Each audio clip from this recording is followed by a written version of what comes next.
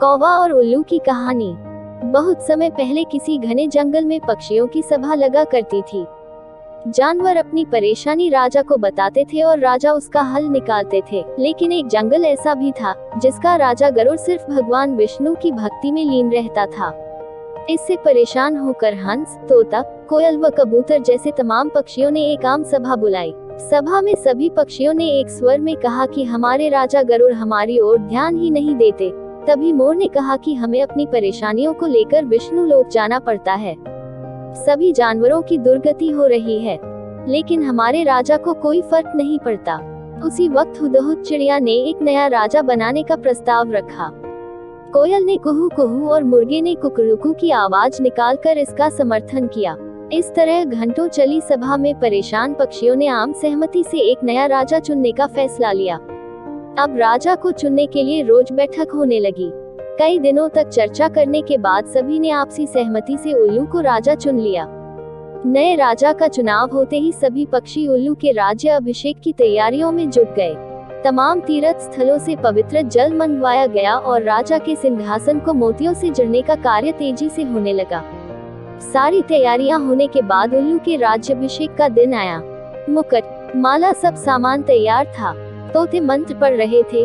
तभी दो तोतों ने राज्याभिषेक से पहले उल्लू से लक्ष्मी मंदिर जाकर पूजन करने को कहा। उल्लू फौरन तैयार हो गया और दोनों तोतों के साथ पूजा के लिए उड़ गया। उसी समय इतनी तैयारियां और सजावट देखकर कौवा आ गया। कौवे ने पूछा, अरे इतनी तैयारियां किस खुशी में, उत्सव क्यों मनाया जा रहा? इस पर मोर ने कौवे से कहा, हमने जंगल का नया राजा चुना है।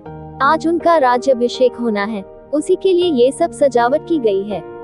इतना सुनते ही गुस्से से लाल कौवे ने कहा, ये फैसला लेते समय मुझे क्यों नहीं बुलाया गया? मैं भी तो एक पक्षी हूँ। इस बात का जवाब तुरंत मोर ने देते हुए कहा, फैसला जंगली पक्षियों की सभा में लिया गया था। अब तुम तो बहुत दूर इंसानों के शहर और गांव में जाकर बस गए हो। गुस्से में काले कौवे ने पूछा, किसे तुमने राजा चुना? तो मोर ने बताया, उल्लू को। ये सुनते ही कौवा और गुस्सा हो गया। वो अपना सिर जोर जोर से पीटकर काव काव करने लगा। मोर ने पूछा, अरे क्या हुआ तुम्हें? कौवे ने कहा, तुम सब बहुत मूर्ख हो। उल्लू को राजा चुन लिया, जो दिन भर सोता और जिसे सिर्फ रात में दिखाई देता। तुम अपनी परेशानी किसके पास लेकर जाओगे? इतने सुंदर और बुद्धिमान पक्षियों के होते हुए भी अलसी और काया उल्लू को अपना राजा चुनने पर तुम्हें शर्म नहीं आई? धीरे धीरे कौवे की बात पक्षियों पर असर करने लगी। सभी आपस में फुसफुसाने लगे। उन्हें लगने लगा कि उनसे बहुत बड़ी भूल हो गई है। इस वजह से देखते ही देखते सभी पक्षी वहां से गायब हो गए। राज्याभिषेक के लिए सजी जगह पूरी सूनी हो गई।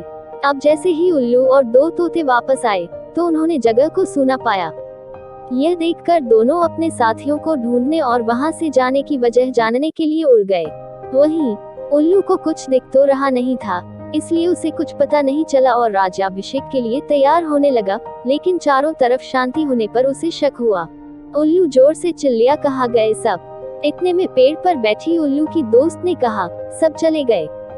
अब नहीं होगा आपका राज्याभिषेक। आप नहीं बनेंगे जंगल के पक्षियों के राजा। इतना सुनते ही उल्लू ने चिल्लाकर पूछा, क्यों? ऐसा क्या हुआ? उल्लू की दोस्त ने बताया, एक कौवा आया और उसने सभी को पट्टी पढ़ाई। इसी वजह से सब यहाँ से चले गए। बस वही कौवा यहाँ पर है। ये सुनते ही उल्लू का राजा बनने का सपना चकनाचूर हो गया। दुखी उल्लू ने कौवे से कहा, तूने मेरे साथ ऐसा क्यों किया? लेकिन कौवे ने कोई जवाब नहीं दिया। इतने में उल्लू ने ऐलान कर दिया, आज से कौवा मेरा दुश्मन है। आज से सभी कौवे उल्लुओं के दुश्मन होंगे और ये दुश्मनी कभी खत्म नहीं होगी। इतना कहकर उल्लू उड़ गया। उल्लू की धमकी सुनकर कौवा बहुत परेशान हो गया और कुछ देर तक सोचने लगा। इस दौरान उसके मन में हुआ कि बेकार ही उसने उल्लू से दुश्मनी मोल ली। उसे काफी पछतावा भी हुआ, लेकिन अब वो कुछ नहीं कर सकता था क्योंकि बात बिगड़ चुकी थी। इसी सोच में कौवा वहां से उड़ गया। तब से उल्लू और कौवे की दुश्मनी चलती आ रही है। इसलिए मौका मिलते ही उल्लू कौवों को मार देते हैं और कौवे उल्लुओं को।